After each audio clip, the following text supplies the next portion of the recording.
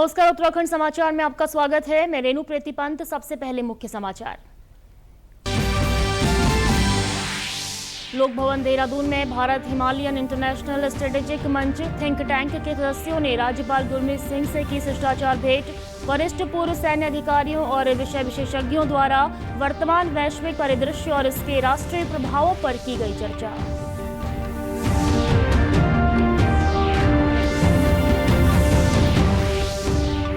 चारधाम यात्रा 2026 के तहत श्री केदारनाथ धाम यात्रा की तैयारियों की समीक्षा को लेकर अहम बैठक में स्वास्थ्य सेवा, पर्यटन, पूर्ति एवं अन्य विभागीय अधिकारियों सहित स्थानीय जनप्रतिनिधियों ने किया प्रतिभाग।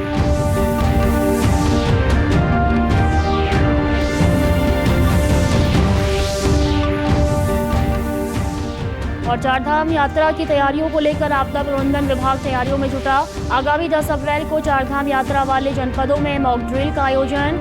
राहत बचाव कार्यों की होगी समीक्षा। अब समाचार विस्तार से। लोक भवन देहरादून में भारत हिमालयन इंटरनेशनल स्ट्रेटेजिक मंच थिंक टैंक के सदस्यों ने राज्यपाल गुरमीत सिंह से शिष्टाचार भेंट कर विभिन्न सामरिक एवं वैश्विक मुद्दों पर विस्तृत चर्चा की है। थिंक टैंक के वरिष्ठ पूर्व सैन्य अधिकारियों और विषय विशेषज्ञों द्वारा वर्तमान वैश्विक परिदृश्य और इसके राष्ट्रीय प्रभावों पर भी चर्चा की गई।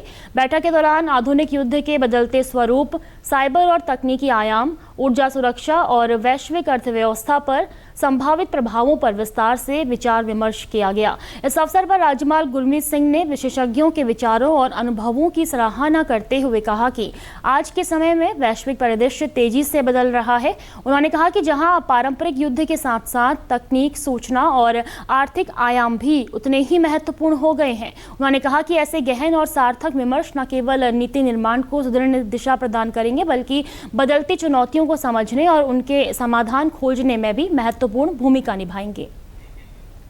वहीं देहरादून की डोईवाला विधानसभा के अंतर्गत रानी पोखरी, भटनगरी और लिस्ट्राबाद क्षेत्र में प्रस्तावित नेशनल लॉ यूनिवर्सिटी की स्थापना की मांग को लेकर आंदोलन लगातार जारी है। रानी पोखरी डोईवाला क्षेत्र के लोगों का आरोप है कि उन्होंने ये जमीन शिक्षण संस्थान के लिए दी थी, लेकिन यहाँ पर कुछ और निर्माण होने की बात सामने आ रही है। इस पूरे हंगामे के बाद लॉ यूनिवर्सिटी को लेकर मुख्यमंत्री पुष्कर सिंह धामी का बयान भी सामने आया है। मुख्यमंत्री पुष्कर सिंह धामी ने स्पष्ट करते हुए कहा कि प्रदेश का विकास हमारी प्राथमिकता में है और हम कोई फैब्रिकेटेड व्यवस्था नहीं बनाएंगे। यहाँ पर हमारे विधायक जी ने कल मुझे अवगत कराया था कि कहीं पर भी जो है यहाँ पर हमारे जो टेहरी विस्थापित हैं, जो बांध विस्थापित हैं, सभी लोग हैं और उनकी भी प्राथमिकताएं हैं, लेकिन विश्वविद्यालय बनना चाहिए, वो हमारी प्राथमिकता में हमारी सरकार ने पहले से तय किया हुआ है। तो उस दिशा में हम लोग ठोस कदम उठाएंगे। हम लोग कोई फैब्रिकेटेड बातें नहीं करते हैं, केवल जो है थोड़ी देर के लिए जो है केवल सस्ती लोकप्रियता पाने के लिए, कुछ समय के लिए हम कोई काम नहीं करने वाले हैं। हम ठोस काम करेंगे और माननीय विधायक जी ने उसको आश्वस्त किया है। बिल्कुल हम लोग उसका अच्छा रास्ता निकालेंगे, बेहतर समाधान निकालेंगे। राजनीति करने वालों को थोड़े दिन का थोड़ा करने दीजिए। चारधाम यात्रा 2026 के तहत श्री केदारनाथ धाम यात्रा की तैयारियों की समीक्षा को लेकर केदारनाथ विधायक आशा नौटियाल की अध्यक्षता में एक अहम बैठक आयोजित की गई। बैठक में जिलाधिकारी विशाल मिश्रा, पुलिस अधीक्षक निहारिका तोमर के साथ ही स्वास्थ्य सेवा, पर्यटन, पूर्ति एवं अन्य विभागीय अधिकारियों सहित स्थानीय जनप्रतिनिधियों ने भाग लिया है। विकास खंड सभागार ऊखीमठ में आयोजित बैठक की अध्यक्षता कर रही केदारनाथ की विधायक आशा नौटियाल ने उपस्थित अधिकारियों को निर्देशित करते हुए कहा कि हर साल बढ़ती श्रद्धालुओं की संख्या को देखते हुए इस बार व्यवस्थाओं को और सुदृढ़ करना सुनिश्चित करें ताकि श्री केदारनाथ यात्रा सुरक्षित और सुगम हो सके। आज यहाँ पर बहुत महत्वपूर्ण बैठक यात्रा को लेकर थी, केदारनाथ यात्रा 2026, जिसमें हमारे समस्त अधिकारी आज यहाँ पहुँचे हुए हैं। जिला अधिकारी महोदय की उपस्थिति में बहुत सारे हमारे जो व्यवसायी हैं, वो भी घोड़े खच्चर, छोटी दुकानें, होटल व्यवसाय, तमाम लोग यहाँ आए हुए हैं और सबके महत्वपूर्ण सुझाव बैठक में आए। वहीं बैठक के दौरान जिलाधिकारी ने उपस्थित जनप्रतिनिधियों, व्यापार संगठन, होटल व्यवसायियों से श्री केदारनाथ यात्रा को लेकर सुझाव मांगे। उन्होंने बैठक में प्रतिभाग करने वाले विभिन्न वर्ग के प्रतिनिधियों से पूर्व में संचालित यात्रा का फीडबैक भी लिया। इसके साथ ही सफल यात्रा संचालन में सभी की भूमिका को महत्वपूर्ण बताया है। आज यहाँ ऊखीमठ ब्लॉक के सभागार में सभी स्टेक होल्डर्स के साथ एक बैठक आयोजित की गई और इसमें सभी विभाग भी रहे हैं। सभी की समस्याओं को सुना गया है। जिन विभागों ने जो कार्य किए हैं उनकी प्रगति आख्या भी ली गई है। जनता की बहुत सी समस्याएं आई हैं, बहुत से सुझाव आए हैं, उनके विषय में कार्रवाई भी की जाएगी और सभी विभागों को एक टाइमलाइन बना करके अपना रिपोर्ट कार्ड देने के लिए कहा है, समय समय मॉनिटरिंग के लिए कहा है। चारधाम यात्रा की तैयारी को लेकर आपदा प्रबंधन विभाग भी तैयारियों में लगा हुआ है। आपदा प्रबंधन सचिव विनोद कुमार सुमन ने कहा कि आगामी 10 अप्रैल को चारधाम यात्रा वाले जिलों में मॉक ड्रिल का आयोजन किया जाएगा, जिसमें राहत बचाव कार्यों की समीक्षा होगी। उन्होंने कहा कि इसके लिए 27 मार्च को एक बैठक का भी आयोजन किया गया है, जिसमें आगे की रणनीति तैयार की जाएगी। आपदा में, चारधाम यात्रा में आपदा का रोल बहुत छोटा सा होता है। तो जो हमारा रोल है कि किसी प्रकार की आकस्मिक स्थिति में किस तरह से फेस करना है, किस तरह से रिस्पांस करना है, उसके लिए मॉक ड्रिल हमारी 10 तारीख को प्रस्तावित है, जिसमें एनडीएमए के सहयोग से हम मॉक ड्रिल कराएंगे चारधाम यात्रा वाले जनपद में। तो उसमें सभी जनपद प्रतिभाग करेंगे। सभी जनपदों को रिक्वेस्ट किया गया है, उसकी तैयारी बैठक हम लोग कर रहे हैं। 27 तारीख को भी बैठक एक है और उसके माध्यम से हम सभी जनपदों को क्या क्या करना है आगाह करेंगे, बताएंगे, जागरूक करेंगे। जो कमियां होंगी उसको दूर करने की कोशिश करेंगे।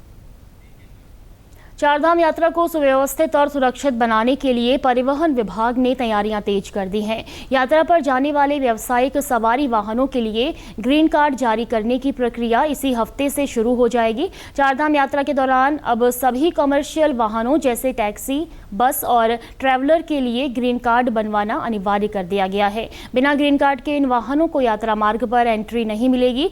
आवेदन के दौरान वाहन की फिटनेस, टैक्स और अन्य जरूरी दस्तावेजों का वेरिफिकेशन किया जाएगा। सिर्फ इतना ही नहीं, हर ट्रिप के लिए ट्रिप कार्ड भी अनिवार्य होगा, जिससे यात्रा के दौरान वाहनों की मूवमेंट पर नजर रखी जा सके।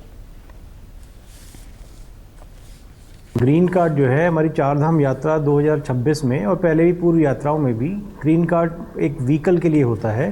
जितनी भी हमारी पैसेंजर व्हीकल्स जो हमारी चारधाम यात्रा में जाती हैं उनका पहले एक फिटनेस टेस्ट होता है। गाड़ी की भौतिक कंडीशन देखी जाती है और उसमें जो भी ज़रूरी कागजात हैं वो पूरे होने चाहिए और फिजिकल कंडीशन ठीक होनी चाहिए। उसके बाद ही ग्रीन कार्ड को जारी किया जाता है।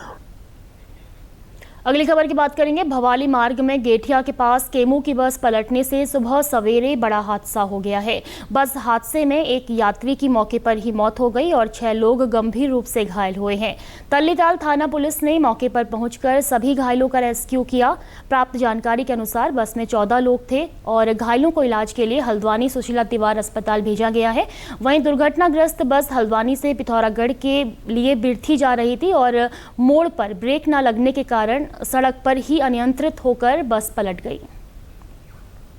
सूचना मिली थी 7:25 पर आपदा कंट्रोल नैनीताल द्वारा सूचना दी गई थी कि खूबी के पास एक बस पलटने की सूचना है और हम लोग द्वारा तुरंत कार्रवाई की गई। घटनास्थल पर पहुंचे हम लोग। यहाँ घटनास्थल पर जब हम पहुंचे तो सिविल पुलिस पहले से मौजूद थी। उनके द्वारा घायलों को निकाल के हॉस्पिटल भेज दिया गया था और एक जो मृत व्यक्ति था और एक की मृत्यु हो गई थी इस घटना पर, तो उनको फिर हमारे द्वारा बॉडी बैग में डाल के हॉस्पिटल के लिए शिफ्ट किया गया। सेवानिवृत्त श्रम उपायुक्त समेत बड़ी संख्या में लोगों ने भाजपा की सदस्यता ग्रहण की है। इस अवसर पर सभी नए सदस्यों ने प्रधानमंत्री नरेंद्र मोदी और मुख्यमंत्री पुष्कर सिंह धामी के नेतृत्व में राष्ट्र निर्माण की मुहिम में सहभागी बनने का प्रण लिया है। भाजपा प्रदेश मुख्यालय में हुए इस सदस्यता कार्यक्रम में पार्टी के वरिष्ठ नेता एवं 20 सूत्रीय क्रियान्वयन समिति के उपाध्यक्ष ज्योति प्रसाद गैरोला एवं प्रदेश महामंत्री कुंदन परिहार ने सभी को पार्टी में शामिल कराया। इस मौके पर भाजपा प्रदेश महामंत्री कुंदन परिहार ने कहा कि भाजपा सरकार की कार्य संस्कृति से प्रभावित होकर लंबे समय से कई नए कार्यकर्ताओं ने भाजपा का दामन थामा है। प्रधानमंत्री नरेंद्र मोदी जी के मार्गदर्शन में और इस उत्तराखंड में माननीय मुख्यमंत्री श्री पुष्कर सिंह धामी जी के नेतृत्व में जो विकास की एक धारा बही है और जो एक सरकार की कार्य संस्कृति दिखती है, उस कार्य संस्कृति से, उस विकास से प्रभावित होकर के पिछले कई महीनों से निरंतर लोग भारतीय जनता पार्टी के परिवार में सम्मिलित होते आ रहे हैं। इसी के साथ अभी तक के समाचार समाप्त हुए। दूरदर्शन समाचारों से जुड़े रहें। मिलते हैं फिर शाम 5 बजे के बुलेटिन में। नमस्कार।